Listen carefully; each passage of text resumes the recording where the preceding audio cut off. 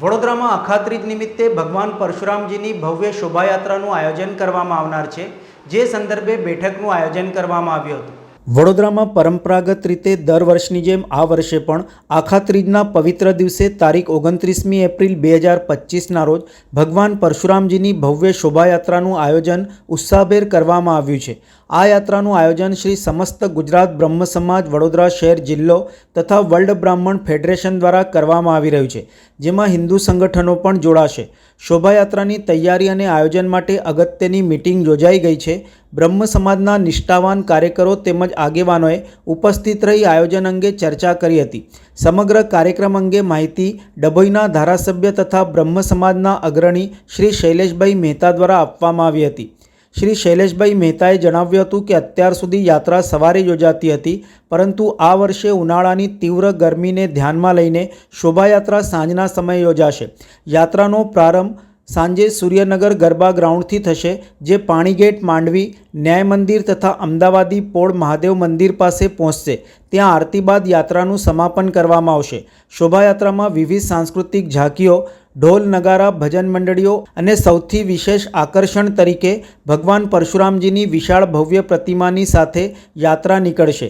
સંતો, મહંતો, રાજકીય આગેવાનો તથા વિવિધ સંપ્રદાયના પ્રતિનિધિઓ પણ આ યાત્રામાં ઉમંગભેર ભાગ લેશે। ધારાસભ્ય શૈલેષભાઈ મહેતાએ સૌને શોભાયાત્રામાં જોડાવા અનુરોધ કર્યો હતો। 29મી અખાત્રીજ અને અખાત્રીજ એટલે ભગવાન પરશુરામનો જન્મદિવસ અને પરશુરામનો જન્મોત્સવ દર વર્ષે ખૂબ ધૂમધામથી ઉજવવામાં આવે છે। આ વર્ષે પણ ધૂમધામથી ઉજવવાનું બ્રહ્મ સમાજે નક્કી કર્યું છે। બ્રહ્મ સમાજની સાથે હિન્દુ સંગઠનો પણ આ શોભાયાત્રામાં જોડાય છે। આ વખતે ફેરફાર એ કર્યો છે કે દર વખતે સવારે શોભાયાત્રા નીકળે છે, આ વખતે ગરમીને ધ્યાનમાં લઈને સાંજે શોભાયાત્રા નીકળશે। રૂટ એ જ છે, સૂર્યનગર ગરબા ગ્રાઉન્ડથી આ શોભાયાત્રા શરૂ થશે। અહીંયાથી પાણીગેટ, માંડવી, ન્યાય મંદિર થઈને અમદાવાદી પણ મહાદેવના મંદિરે આરતી કરવામાં આવશે।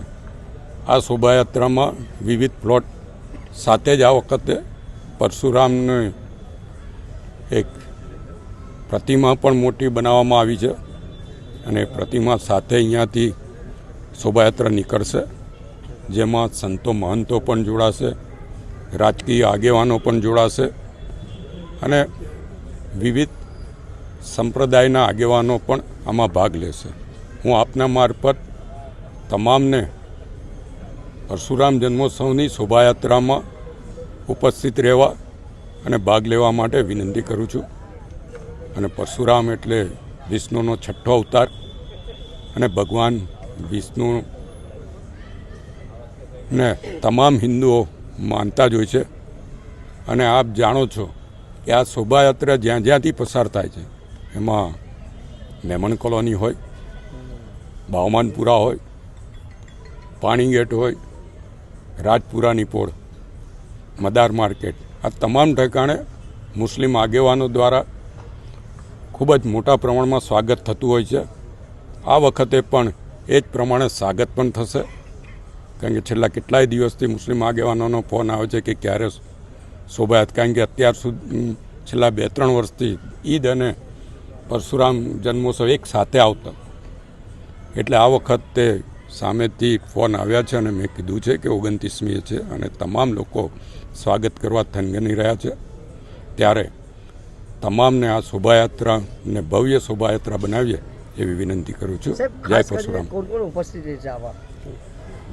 વડોદરાના સાંસદ હેમાંગભાઈ જોશી, પૂર્વ સાંસદ રંજનબેન ભટ્ટ, પૂર્વ મંત્રી રાજેન્દ્ર ત્રિવેદી, ભાર્ગવભાઈ ભટ્ટ, વડોદરા શહેરના mayor, deputy mayor, standing committee chairman, શહેર જિલ્લાના તમામ ધારાસભ્યોને પણ આમંત્રણ આપીએ છીએ અને જિલ્લાના તમામ ધારાસભ્યો અમારા મિત્રતાના નાતે દર વખતે હાજર પણ રહે છે, એ તમામ હાજર રહેશે। સાથે જ સંતોમાં જ્યોતિનાથ છે, દિનેશગીરી અને નંદગીરી જે કુબેર ભંડારીના મહંતો છે, એની સાથે સ્વામિનારાયણ સંતો અને ફ્લેગ ઓફ આપવા વૈષ્ણવાચાર્ય જાતે ઉપસ્થિત રહેશે.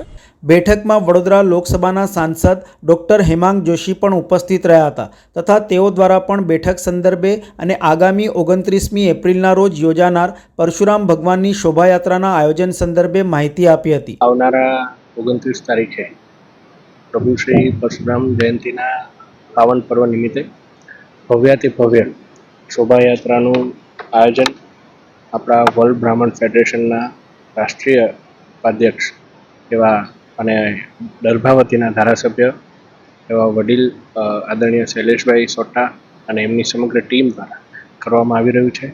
અને આ વખતનું જે શોભાયાત્રા છે એ ખૂબ જ અતિભવ્ય બને, વધારેમાં વધારે લોકો, વધારેમાં વધારે સનાતન સંસ્કૃતિની સંસ્થાઓ આમાં જોડાય અને સારામાં સારો એક સંદેશો જાય એ માટે આ એક આયોજનની મિટિંગનું આજે અહીંયા આયોજન કરવામાં આવ્યું છે.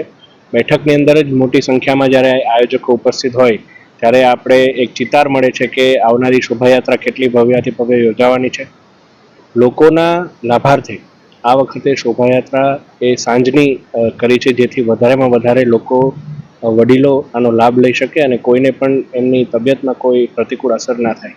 ત્યારે હું આપના માધ્યમથી વડોદરાના સર્વે સનાતની લોકોને આ ભગવાન શ્રી પરશુરામ જયંતિના ભવ્યાતિ ભવ્ય શોભાયાત્રામાં જોડાવા માટે સોટા પરિવાર અને સમગ્ર જે બ્રહ્મશક્તિ મંચ એમના તરફથી પણ હાર્દિક આમંત્રણ પાઠવું છું.